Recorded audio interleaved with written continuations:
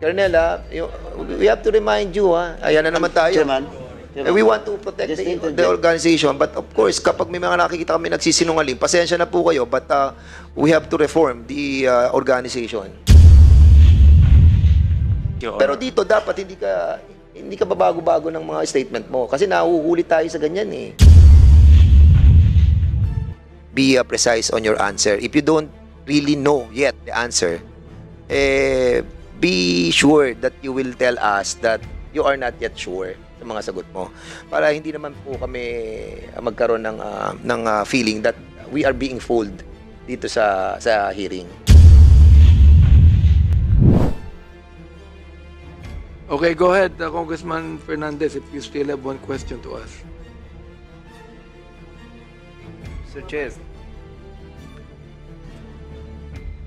Wala pa. So, Congressman Busita, while Congressman Fernandez is thinking of what question is going to ask, I'd like to Thank you, Mr. recognize you Chair. now. Colonel Patay, less than a year ka nag-station chief sa Station 6 QCPD. Tama? Yes, Your Honor. During your assignment in Station 6 QCPD, ilan yung target accomplishment ninyo weekly on anti-illegal drugs? Actually, we don't have target, Your Honor. It depends on the information that will be coming in our office. Okay, kung wala kayong target accomplishment, more or less, ilan ang accomplishment ninyo weekly? I cannot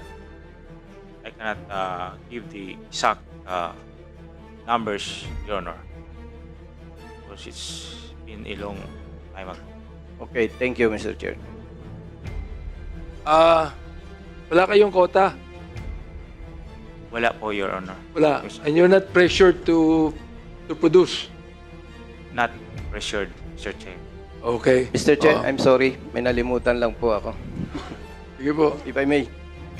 Colonel Patay, during your assignment in Station 6, nabigyan ka ba ng award, Best Officer or Best Station Chief? I have awards, Your Honor, but I cannot give the exact award that was given to me. Okay. Sa palagay mo, mga ilang beses kang nabigyan ng award? I cannot count. I cannot give you the exact numbers, Your Honor. So yung award na ito, lahat related sa anti-illegal drugs operations, right? Not all, Your Honor. Okay. Mr. Chair, pwede po bang mapag-submit natin ang director ng QCPD dun po sa awards na na-receive ni Colonel Patay during his assignment in Station 6? Mr. Chair? Are you making a motion on that? There's a motion here. No objection? Here, none. Ito, last na po, Mr. Chair. Oo. Colonel Patay, Bagay. Ang tanong ko lang, in relation to question, were you assigned as the Batasan Station Commander and you were directed to go and arrest those drugs, pushers, whatever it might be? May assignment ka bang ganun? Wala po, Your Honor. Okay. Go ahead, Congressman Fernandez. Okay, last na po ito, Mr. Chair, at I will give way to Congresswoman Franz Castro. Meron kasi nabanggit dito, Colonel Patay, na binanggit mo. Ang sabi mo rito, we are very angry about people involved in drugs. Patay told Reuters, raising his voice and spitting out the words for emphasis. We want to crush them. That's our indoctrination. Ang tanong ko, merong indoctrination na nangyayari during that time? Wala po, Your Honor. So you deny these words? Yes, Your Honor. Reuters, kayo ba kapag nag-interview kayo, nire-record nyo? Yes, Your Honor. Do you have a record of this? I don't have because I I mean was not the one who interviewed Colonel Yes, Patay. I know. But those people who have interviewed Colonel Patay use a recording device or ano? Can you kindly ask them Yes, if they have Your Honor. the recording equipment that was involved during the interview? Can you ask them? I will try, Your Honor. Okay, because I Colonel have, Patay, if you are lying under oath in this committee, we will be compelled talaga to cite you in contempt. So if that interview that was done with you during that time involve a recording device or cellphone or whatever, malalaman mo yun, di ba? So, was there a device to record all your interviews? I could not remember the Okay. exact interview, Your Honor. But you are telling us that There yung was mga an nakasulat dito ay walang katotohanan. Hindi ko po matandaan po, Your Honor. Kanina sabi mo walang katotohanan You eh. deny it. Tapos ngayon sinasabi mo Colonel, we have to remind you, ayan na naman tayo. Chairman, We want to protect Just the interject. organization, but of course, kapag may mga nakikita kami nagsisinungaling, pasensya na po kayo, but we have to reform the organization. There is an Colonel. interjection of Colonel, Congressman be Karat. truthful. Kung sinabi mo yun during that time, you were so eager to cleanse the Chairman, O, di ba? Kung talagang nasa puso mo nalilinisin yung ginagawa, it's your right. But of course, under the rule of law, dapat tama. Correct? Yes, Your Honor. Kaya- There may be emphasis, Your Honor. Pero dito dapat hindi ka babago-bago ng mga statement mo kasi nahuhuli tayo sa ganyan eh. Yes, Your Honor. And we are counting on the words that you have manifested in this hearing. And so with you, Manuel Mugato, we are Mr. Chair, I move that we subpoena the article or the recording device that was used by the routers on that interview that was done with Colonel Patay. I There's so a move. motion. Hearing any objection? Hearing none, same is approved. Chairman, Congressman Karat, do you have any interjection? no, Mr. Chairman, I will not oppose the motion made by the good chairman of the Public Order and Safety. But yung question of subpoena, sinasabi na nga ni Mr. Mugato na wala siyang hawak ngayon yan. Kahit yung Reuters, mayroon ba? Kaya yun yung problema. Now, Mr. Chairman, to be fair, at ako, sinasabi ko lagi, to ask pa Colonel Patay, sino bang pumalit sa'yo doon? Kasi nagpatayo pa ako ng gym dyan eh. Ako nagpasilitate ng gym. Diyan ngayon na nakatayo. Because I've been supporting the police. Pero sigurado ako hindi sa time mo. Baka yung pumalit sa'yo. But Mr. Chairman, just to be fair to everyone, at saka doon sa mga resource persons, the burden of proof for Colonel Patay to confirm or will be pitted with regards to that accusation is Mr. Mugato, not Colonel Patay. He has to produce the document or else hearsay yan. Diba?